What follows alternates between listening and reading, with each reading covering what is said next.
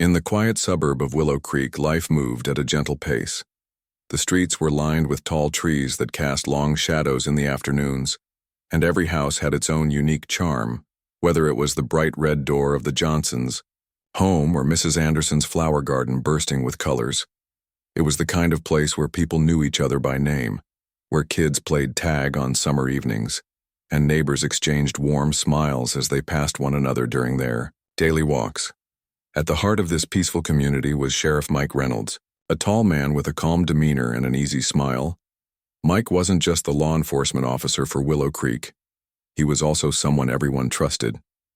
Whether it was helping Mr. Peterson find his lost dog or mediating a disagreement between two neighbors over noisy music, Mike always approached things with patience and fairness. His presence gave the residents a sense of security, knowing they could count on him if anything went wrong. But even in such a seemingly perfect neighborhood, there were cracks beneath the surface. One of the biggest sources of tension was the Homeowners Association, HOA, a group tasked with keeping the community looking pristine and orderly. While most people followed the HOA guidelines without much fuss, others found them overly strict. Rules about how high grass could grow, what color houses could be painted, and even how many potted plants you could have on your porch sometimes felt excessive. And then there was Karen Thompson, the self-appointed enforcer of these rules. Karen lived 3 doors down from Mike in a perfectly maintained white house with blue shutters. Her lawn was always immaculate, her mailbox polished to a shine, and her flower beds arranged with military precision. She took immense pride in following every single HOA rule to the letter, and making sure everyone else did too.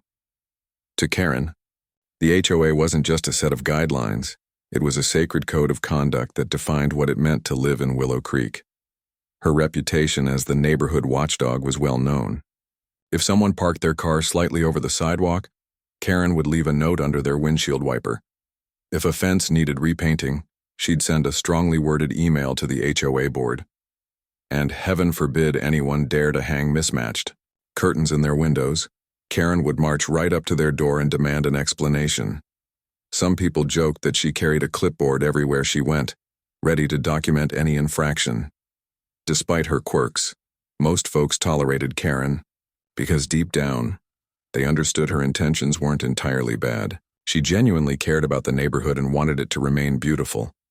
But recently, something had shifted. Over the past few months, Karen's behavior had become increasingly intense. What started as polite reminders turned into heated arguments.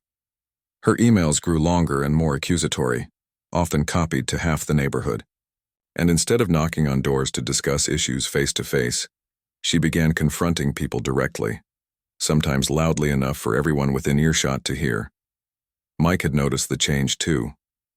As sheriff, he tried to stay out of petty disputes, but it was hard not to when Karen's antics kept crossing his radar. Just last week, he'd received a call from Mrs. Henderson, who claimed Karen had yelled at her for leaving a garden hose coiled on her front steps. Another neighbor reported seeing Karen take pictures of their unkempt driveway, presumably to present as evidence at the next HOA meeting. It seemed like Karen's obsession with enforcing the rules was spiraling out of control. Still, Mike didn't think much of it beyond shaking his head and reminding himself to keep a low profile. After all, he rarely broke any rules himself. His house was tidy, his yard was mowed regularly, and he made sure to park his truck in the garage rather than on the street. He figured that as long as he stayed under Karen's radar, he'd have no trouble with her. Little did he know, fate had other plans. One sunny Saturday morning, Mike decided to spend some quality time working on a small project he'd been putting off for weeks, fixing up the old shed in his backyard. The wooden structure had seen better days with peeling paint and a leaky roof, so Mike figured it was time to give it a fresh coat of paint and reinforce the walls. Since it was his day off, he opted to wear casual clothes, jeans, a t-shirt, and work boots, instead of his usual sheriff's uniform. He wanted to blend in as just another resident enjoying a DIY project on a lazy weekend. As Mike hammered away at loose boards and sanded rough edges, he couldn't help but feel a sense of satisfaction. There was something therapeutic about working with his hands, especially after dealing with the stresses of his job. He hummed along to the radio playing softly in the background, completely unaware of the storm brewing nearby. Unbeknownst to Mike, Karen had been watching him from her kitchen window. She'd spent the morning sipping coffee while scanning the neighborhood through her trusty pair of binoculars, a habit she'd developed years ago. At first, she didn't pay much attention to Mike's activity, assuming he was simply tidying up his yard. But as the hours passed and she noticed him adding new pieces of wood to the shed, her curiosity turned into suspicion. Was he expanding the structure? That wouldn't do. According to the HOA handbook, backyard sheds couldn't exceed 100 square feet unless special permission was granted, and judging by the size of the additions, Karen was certain Mike was breaking the rules. Her lips pressed into a thin line as anger bubbled inside her. How dare he flaunt the regulations like this? Didn't he know the importance of maintaining order in the community? Determined to put an end to the blatant disregard for authority, Karen grabbed her phone and scrolled through the HOA guidelines, snapping photos of the relevant sections for proof. Then, without giving it another thought, she stormed out of her house clutching something unexpected in her hand. A rifle. Yes, a rifle. Years ago, Karen had purchased it for protection during a brief moment of paranoia after hearing about burglaries in a neighboring town. She hadn't used it since, but today felt different. Today, she believed drastic measures were necessary to defend the integrity of Willow Creek. With fire in her eyes and conviction in her step, Karen marched across the street ready to confront Mike once and for all. The sun was shining brightly as Mike continued working on his shed, completely unaware of the brewing storm headed his way. He had just finished reinforcing one side of the structure and stood back to admire his progress. The old shed was starting to look sturdier, and he felt a sense of accomplishment wash over him. For a moment he forgot about the stresses of being sheriff, the late-night calls, the difficult decisions, and allowed himself to enjoy the simple pleasure of fixing something with his own hands.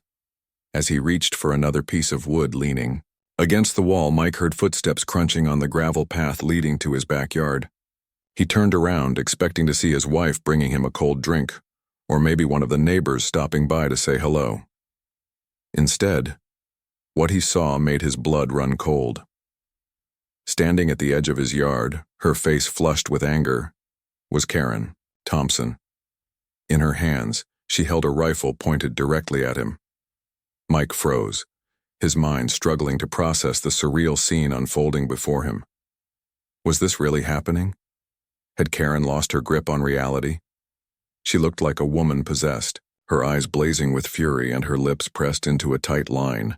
Her usually neat appearance was replaced by disheveled hair and a wild expression that sent chills down Mike's spine. Karen, Mike said slowly, raising his hand slightly in a gesture of calm. What are you doing? You know exactly what you're doing, Karen snapped, her voice trembling with rage. You're violating the HOA rules, Mike. That shed is too big, it's an eyesore, and it's ruining the neighborhood. Mike blinked, trying to make sense of her words. Sure, he'd added a few extra boards to reinforce the walls, but he hadn't expanded the shed beyond its original dimensions. At most, he might have bumped up against some technicality in the HOA guidelines, but nothing that warranted this kind of reaction, and certainly not enough to justify pointing a loaded weapon at someone. Karen, listen to me, Mike said carefully, keeping his tone even. I'm not breaking any rules. I'm just making repairs. Let's talk about this calmly. But Karen wasn't listening. Her grip tightened on the rifle as she took a step closer. Don't try to sweet-talk your way out of this, Mike.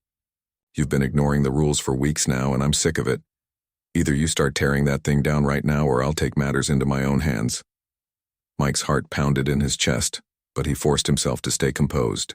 He knew better than to panic in situations like this. Years of training as a sheriff had taught him how to handle high-pressure moments without escalating them further. Still, this was unlike anything he'd ever encountered. This wasn't a criminal threatening him, it was Karen, a neighbor he'd known for years. A woman who baked cookies for block parties and volunteered at the local library. How had things gotten so out of hand? For a brief second, Mike considered explaining who he was, reminding Karen that he was the sheriff, and that pointing a gun at anyone, let alone law enforcement, carried serious consequences. But something stopped him. If Karen was already this worked up, revealing his identity might only make matters worse. She could become defensive or irrational, and the last thing Mike wanted was to provoke her further. Instead, he decided to play along, for now. "Okay, Karen," Mike said, nodding slowly. "If it means that much to you, I'll fix it. Just, can we put the rifle down first? We don't need weapons involved here." Karen hesitated, her eyes narrowing suspiciously. "Don't think you can trick me, Mike. I'm not falling for your games. You've got 10 minutes to start dismantling that shed or else." Her words hung in the air, heavy with tension. Mike glanced toward the house, silently hoping his wife Linda had noticed the commotion and called for backup. He couldn't risk reaching for his phone himself, not with Karen watching his every move, but he trusted Linda to act quickly if she sensed something was wrong. In the meantime, he needed to keep Karen talking, to buy himself some time. "Karen," Mike began again, choosing his words carefully. "I understand why you're upset. You care about the neighborhood, and you want everything to look nice. I respect that. But this isn't the way to handle things. Do you really think the HOA would approve of using threats to enforce the rules?" Karen scoffed, shifting her weight from one foot to the other. "Oh, please. The HOA doesn't have the guts to stand up to people like you.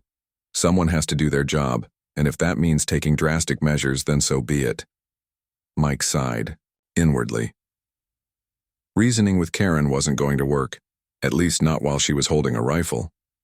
Her fixation on the HOA rules seemed to have consumed her entirely, leaving no room for logic or empathy. It was almost as if she'd convinced herself that she was acting in the best interest of the entire community, regardless of the cost. Just then, a faint sound caught Mike's attention, a distant rumble that grew louder with each passing second. He recognized it instantly, the unmistakable hum of police sirens. Relief washed over him, though he kept his expression neutral. If Karen noticed the noise, she didn't react. Her focus remained fixed on him, her finger dangerously close to the trigger. "Listen, Karen," Mike said, his voice firm but calm. "Why don't we sit down and discuss this properly? Maybe we can find a solution that works for both of us." "No more stalling," Karen shouted, her patience wearing thin. "Start taking that shed apart, or I swear I'll—" Before she could finish her sentence, the sound of tires crunching on gravel interrupted her. 2 patrol cars pulled into Mike's driveway, their lights flashing but sirens silent. Karen's eyes darted toward the vehicles, confusion flickering across her face. For the first time since arriving, she lowered the rifle slightly, though she didn't let go of it entirely. "What's going on?" she demanded, looking back at Mike. "Why are the cops here?" Mike didn't answer immediately.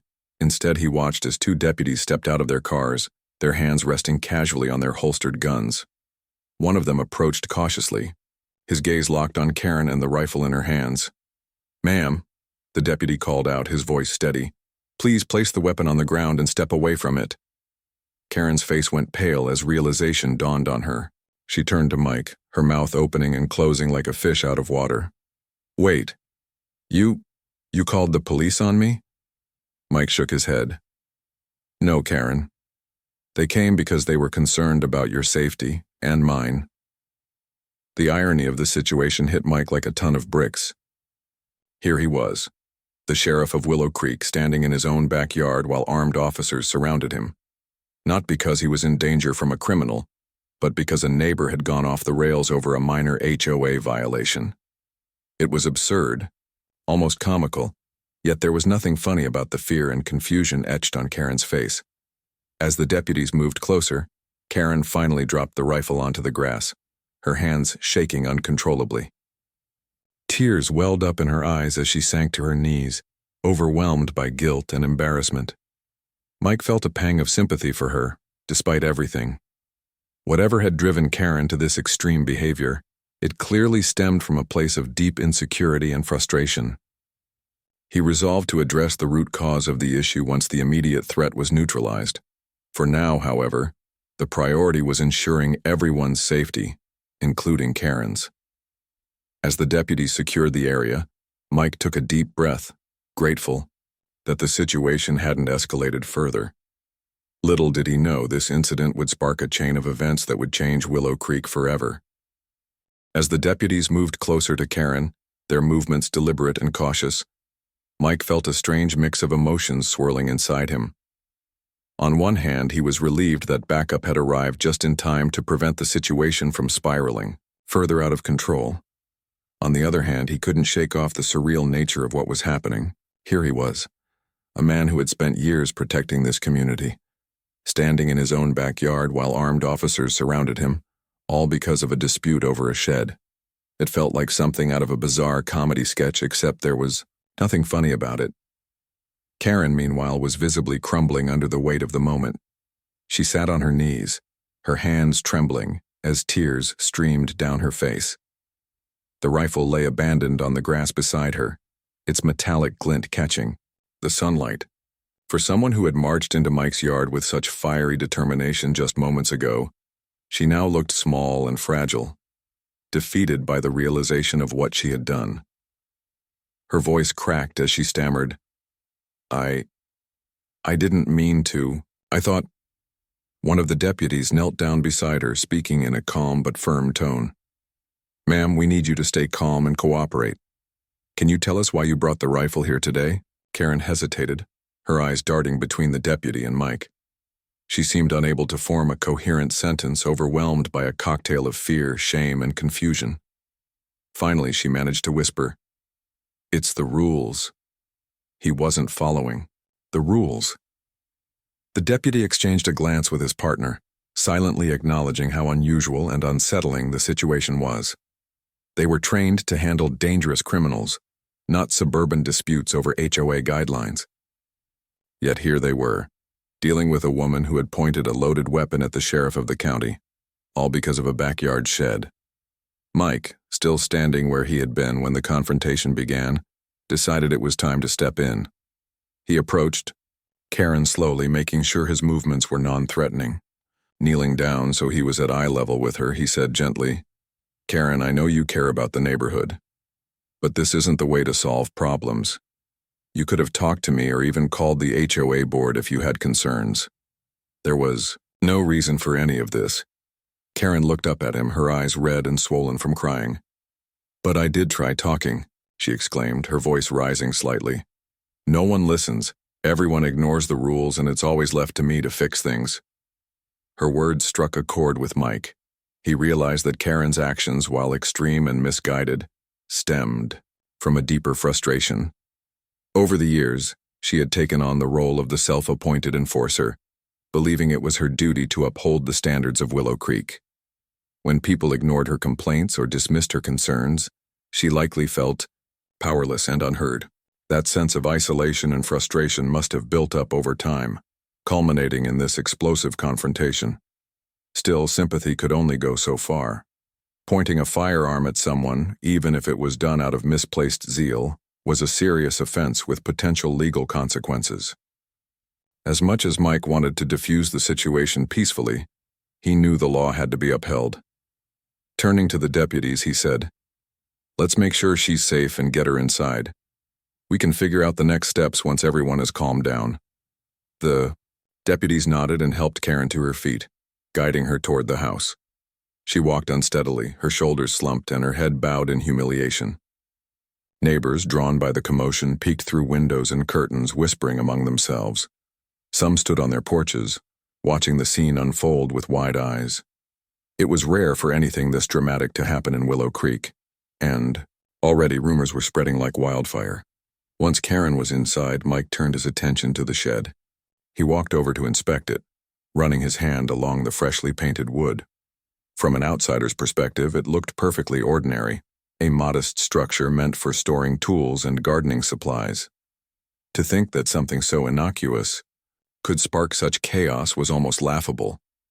But then again, Mike knew better than anyone that conflicts often arose not from the issues themselves, but from how people chose to address them. Back inside the house, Linda, Mike's wife, greeted him with a mixture of relief and concern. Are you okay? She asked, her voice trembling. I saw her pointing that gun at you from the kitchen window. I've never been so scared in my life. I'm fine, Mike assured her, pulling her into a reassuring hug. "It's over now. Thanks for calling the station when you did. You probably saved the day." Linda shook her head, still shaken. "What is wrong with her? Why would anyone do something like that?" Mike sighed, rubbing the back of his neck. "It's complicated. Karen's always been passionate about the HOA rules, but lately, it seems like she's crossed a line. I think she feels like no one takes her seriously, and that frustration boiled over today." Before they could continue the conversation, one of the deputies knocked on the doorframe. "Sheriff," he said, "we're ready to take Ms. Thompson's statement whenever you are." Mike nodded and followed the deputy back to the living room where Karen sat on the couch, clutching a glass of water. Her demeanor had shifted from rage to remorse, and she looked utterly defeated. When Mike entered, she glanced up at him, her expression a mixture of guilt and desperation. "Mike," she began, her voice barely above a whisper, "I'm so sorry. I don't know what came over me. I wanted to protect the neighborhood." "I understand," Mike replied, sitting across from her. "But using a weapon to enforce rules isn't the answer, Karen. What if something had gone wrong? Someone could have gotten hurt, or worse." Karen nodded, tears welling up in her eyes again. "I know. I wasn't thinking straight. I swear I never meant to hurt anyone. I just wanted to make a point." Mike leaned forward, his tone softening. "We'll figure this out together, okay? Right now we need to focus on making sure this doesn't happen again. Do you understand that?" She nodded again, sniffling quietly. "Yes, I'll do whatever it takes to fix this." With Karen's cooperation secured, the deputies took detailed statements from both parties. They documented the events leading up to the confrontation, photographed the scene, and confiscated the rifle as evidence. Throughout the process, Mike remained professional yet empathetic, ensuring that Karen understood the gravity of her actions without being overly harsh. By the time everything was wrapped up, the sun had begun to set, casting long shadows across the yard. The deputies packed up their equipment and prepared to leave, thanking Mike for his assistance. Before stepping outside, one of them turned to him and said, "You handled that well, Sheriff. Most people wouldn't have kept their cool in a situation like that." Mike chuckled dryly. "Let's just say it's not every day I find myself on the receiving end of a rifle held by a neighbor." As the patrol cars drove away, the neighborhood slowly returned to its usual quiet state. The curious onlookers retreated indoors, though whispers about the incident lingered in the air. Mike stood on his porch gazing out at the street bathed in golden evening light. Despite the chaos of the day, Willow Creek still looked peaceful, a place where life moved at a gentle pace, untouched by the drama that had unfolded just hours earlier.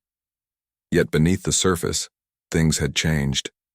The confrontation with Karen had exposed cracks in the foundation of the community that couldn't be ignored.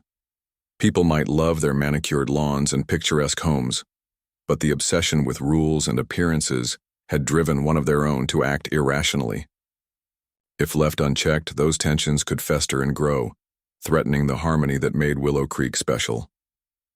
For Mike, the challenge ahead was clear. As sheriff, it was his responsibility to maintain order, not just in terms of laws, but also in fostering goodwill among residents. He resolved to use this incident as an opportunity to bring the community together, to encourage open dialogue and mutual understanding. After all, neighborhoods thrived not because of strict rules, but because of the connections people shared. With that thought in mind, Mike headed back inside, ready to put the day's events behind him, for now. Tomorrow would bring new challenges, but tonight, he allowed himself a moment of peace, grateful that the crisis had been averted and hopeful for what lay ahead. The next morning, Willow Creek woke up to an atmosphere that felt different. The quiet hum of daily life was still there, the distant chirping of birds, the soft rustle of leaves in the breeze. But something lingered in the air, a tension that hadn't been present before. Word of Karen's confrontation with Mike had spread like wildfire, and it seemed everyone had an opinion about what had happened. Some were shocked, others outraged, and a few even found humor in the absurdity of the situation. But regardless of their stance, one thing was certain: the incident had shaken the community. Mike, for his part, tried to approach the day as he normally would. He woke up early, brewed a pot of coffee, and sat on the porch with Linda, sipping his cup while watching the sunrise. Despite the calm setting, his mind was anything but at ease. He knew the fallout from yesterday's events wouldn't simply disappear overnight. People would want answers, explanations, and perhaps even justice. And while Mike understood the importance of accountability, he also recognized that this was an opportunity to address deeper issues within the neighborhood. As they sat together, Linda broke the silence.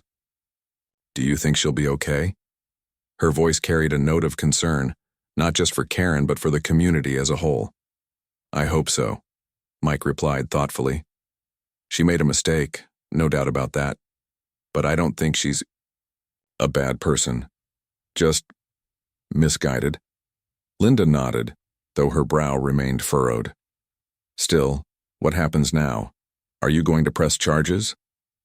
Mike hesitated, swirling the last dregs of coffee in his mug. Pressing charges against Karen would send a strong message. It would show that breaking the law, no matter the circumstances, came with consequences.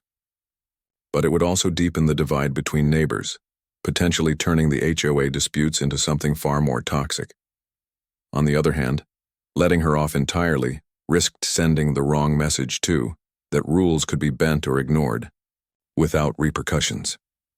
It was a delicate balance, and Mike knew whatever decision he made would ripple through the community. Before he could answer Linda, the sound of a car pulling into their driveway caught his attention. It was Deputy Harris, one of the officers who had responded to the scene the previous day. Stepping out of his patrol car, he approached the porch with a clipboard in hand. "Morning, Sheriff," Harris said, tipping his hat. "Thought you'd want an update." Mike gestured for him to sit, and Harris pulled up a chair. "What do we know so far?" Mike asked. "Well," Harris began, flipping through his notes, "Ms. Thompson has cooperated fully since last night. She's been apologetic and seems genuinely remorseful. We ran a background check. No priors, nothing suspicious. The rifle is registered to her, though she hasn't used it in years. Looks like it was just sitting in her closet until yesterday."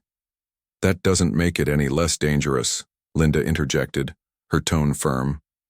"Pointing a gun at someone is serious business, whether it's loaded or not." Harris nodded in agreement. "Absolutely. Legally speaking, we've got enough grounds to move forward if you decide to pursue charges. But honestly, Sheriff, given the context, it might be worth considering alternatives. Maybe counseling or mediation?" Mike mulled over the suggestion. Harris wasn't wrong. Charging Karen might escalate tensions unnecessarily.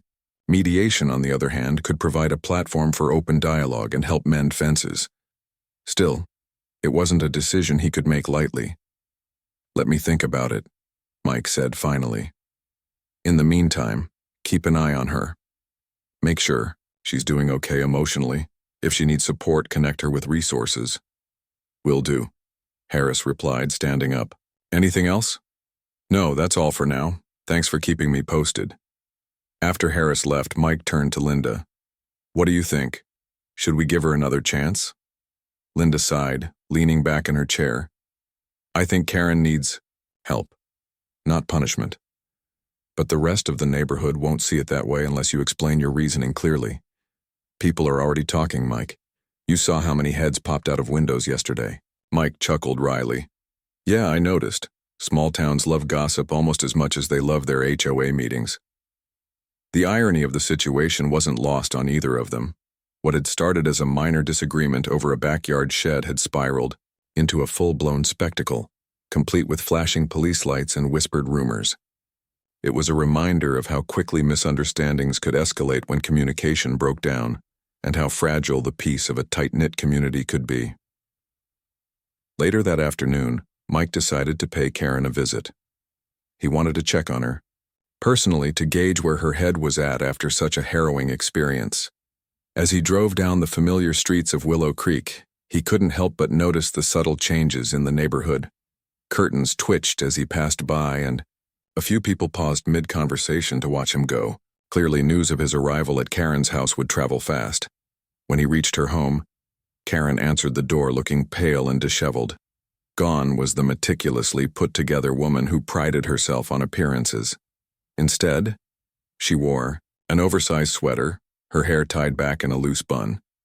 Dark circles under her eyes suggested she hadn't slept much the night before. "Hi, Mike," she said softly, opening the door wider. "Come in." Her living room was immaculate as expected, but there was an air of emptiness to it, as if the vibrancy of the space had dimmed along with Karen's spirit. She gestured for him to sit, then perched nervously on the edge of a chair across from him. "How are you holding up?" Mike asked gently. Karen let out a shaky breath. "Not great. I can't stop thinking about what I did, about how stupid and reckless it was. Everyone must hate me now." "They don't hate you," Mike assured her. "They're probably confused, maybe even a little scared. But hating you?" "No. People care about you, Karen, even if they don't always agree with you." Tears welled up in her eyes again, and she dabbed at them with a tissue. "I never meant for any of this to happen. I wanted things to be perfect, you know? For Willow Creek to stay beautiful and orderly." "When I saw you working on the shed, I thought, this is my chance to set an example. But instead, I ruined everything." "You didn't ruin everything," Mike said firmly. "You made a mistake, a big one, but mistakes can be fixed. What matters is what you do next." Karen looked at him hopefully. "What should I do?" "For starters, apologize sincerely, not just to me, but to the neighborhood. Attend the next HOA meeting and explain your side of the story. Let people see that you're willing to learn and grow from this." She nodded eagerly. "I'll do it. Whatever it takes to make things right." Mike smiled faintly. "Good. That's a start. Beyond that, I think you need to take a step back from the HOA enforcement role. Maybe focus on building relationships instead of policing rules." Karen hesitated, her lips pressing into a thin line. "I'm not sure I can do that. Enforcing the rules, it's kind of become who I am." "And that's okay," Mike said, "but sometimes who we are needs to evolve. Think about it. Wouldn't it feel better to be known as someone who brings people together rather than divides them?" Her expression softened, and she gave him a small, tentative smile. "Maybe you're right. I'll try." With that promise, Mike stood to leave. Before heading out, he placed a reassuring hand on her shoulder. "Take it one day at a time, Karen. You're stronger than you realize." As he walked back to his car, Mike felt a glimmer of hope. While the road ahead wouldn't be easy, for Karen or for the community, he believed in the power of second chances. Willow Creek was resilient, its residents bound by shared memories and mutual respect. With a little effort, they could turn this incident into an opportunity for growth. Back home, Mike spent the evening drafting a plan. He decided against pressing charges, opting instead to recommend counseling for Karen and organizing a community forum to address underlying tensions. He also reached out to the HOA board, suggesting reforms to ensure future disputes were resolved peacefully. By the time he turned off the lights and headed to bed, Mike felt a sense of purpose. The events of the past 2 days had tested the strength of Willow Creek, but they had also revealed its heart. Tomorrow would bring challenges, but for now, Mike allowed himself to believe in the possibility of healing and of creating a neighborhood where kindness triumphed over conflict. The following week, Willow Creek buzzed with anticipation. News of the community forum spread quickly, thanks to a flyer campaign organized by Mike and the HOA board. The event was scheduled for Thursday evening at the local community center, a wee tour, cozy brick building nestled between the library and the park. It was the perfect venue, neutral ground where everyone could gather without feeling like they were stepping into someone else's territory. As the day approached, opinions about the forum ranged from hopeful to skeptical. Some residents believed it was exactly what the neighborhood needed to heal old wounds and prevent future conflicts. Others dismissed it as a waste of time, convinced that nothing would change no matter how many meetings were held. Either way, curiosity drove nearly everyone to mark their calendars. After all, it wasn't every day that the sheriff himself called a town hall meeting, and certainly not one sparked by such an unusual incident. On the evening of the forum, the community center filled up faster than anyone expected. Families arrived in droves, some carrying homemade casseroles or trays of cookies to share during the refreshments break. Chairs lined up neatly in rows soon proved insufficient, forcing organizers to bring out extra seating from storage closets. By the time Mike stepped onto the small stage at the front of the room, the space was packed, with latecomers leaning against walls or sitting cross-legged on the floor. Mike stood behind a simple wooden podium, adjusting the microphone before clearing his throat. He scanned the crowd, taking note of familiar faces. Karen, seated near the back with her hands clasped tightly in her lap. Mr. Peterson, who always had something to say about parking regulations. Mrs. Anderson, clutching a notebook as if ready to document every word spoken. There were also younger attendees, teenagers scrolling through their phones while half listening to their parents' conversations. This was Willow Creek in its entirety, diverse, yet united by shared experiences. "Good evening, everyone," Mike began, his voice warm but authoritative. "Thank you all for coming tonight. I know this hasn't been an easy week for any of us, and I appreciate your willingness to come together to talk things through." A murmur of agreement rippled through the audience. Encouraged, Mike continued. "What happened last Saturday was unexpected, to say the least, but rather than dwell on the details, I want us to focus on moving forward. Our goal tonight is to understand each other better, to address concerns openly, and to find ways to strengthen our community." He paused, letting his words sink in. Then with a slight smile, he added, "And maybe we can even have a little fun along the way." This earned a few chuckles, easing the tension slightly. Mike gestured toward Karen, inviting her to join him at the front. She hesitated for a moment, visibly nervous, but eventually made her way to the stage. Her hands trembled as she gripped the sides of the podium, but when she spoke, her voice was steady. "I owe all of you an apology," Karen began, her eyes scanning the crowd. "What I did last weekend was wrong, very wrong. I let my emotions get the best of me, and in doing so I put people in danger. For that, I am truly sorry." Her admission hung in the air, met with a mix of reactions. Some nodded approvingly, while others exchanged uncertain glances. Sensing the unease, Mike stepped forward again. "Karen has taken responsibility for her actions," he said, addressing the room. "She's agreed to attend counseling sessions to work through her frustrations and learn healthier ways to handle conflict. Beyond that, she's stepping back from her role as the primary enforcer of HOA rules." A ripple of surprise moved through the audience. Many had grown accustomed to Karen's vigilant oversight, and hearing that she planned to step aside felt like a significant shift. Still, most seemed willing to give her a chance to prove herself. Next, Mike opened the floor for discussion. He encouraged residents to share their thoughts, concerns, and suggestions about improving communication within the neighborhood. At first, only a few brave souls raised their hands, offering tentative comments. But as the conversation progressed, more voices joined in, creating a lively exchange of ideas. One elderly woman named Mrs. Henderson stood up, clutching her cane for support. "I've lived here for 30 years, she said, her tone firm, but kind. "And I've seen disputes come and go. What worries me isn't the disagreements themselves, it's how we choose to handle them. Instead of yelling or pointing fingers, why don't we try talking like civilized adults?" Her words resonated deeply, earning applause from several corners of the room. Another neighbor, a young father named Tom, chimed in. "Mrs. Henderson's right, we're all guilty of letting small issues blow out of proportion sometimes. Maybe we need a better system. A hotline or email address where people can report concerns anonymously, so things don't escalate." The idea sparked interest, prompting nods and murmurs of approval. Someone else suggested monthly social events to foster stronger connections among neighbors, arguing that familiarity often led to greater understanding. A teenager in the back row even proposed starting a neighborhood app where residents could post updates, ask questions, and resolve minor issues without involving the HOA board. Throughout the evening, Mike listened intently, jotting down notes, and occasionally interjecting to clarify points or guide the conversation back on track. The energy in the room shifted noticeably, from guarded skepticism to cautious optimism. People laughed together, debated passionately, and occasionally broke into spontaneous applause when a particularly good suggestion emerged.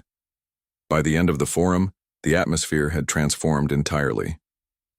What had begun as a tense gathering ended with handshakes, hugs, and promises to stay connected. Even Karen managed a genuine smile as she mingled with her neighbors, accepting their words of encouragement and forgiveness. As Mike wrapped up the event, he couldn't help but feel proud of how far they'd come in just a few hours. "Tonight proves that we're stronger together," he said, his voice echoing through the now brighter room. "Let's take these ideas and turn them into action. Together, we can make Willow Creek not just a place to live, but a place to belong." When the crowd finally dispersed, leaving behind empty chairs and half-eaten desserts, Mike lingered for a moment, savoring the quiet. Outside, the stars twinkled above, casting a gentle glow over the peaceful streets of Willow Creek. For the first time in days, Mike allowed himself to believe that brighter days lay ahead. Not because problems had vanished, but because the community had chosen to face them head-on, together. With a renewed sense of purpose, he locked up the community center and headed home, ready to tackle whatever challenges tomorrow might bring.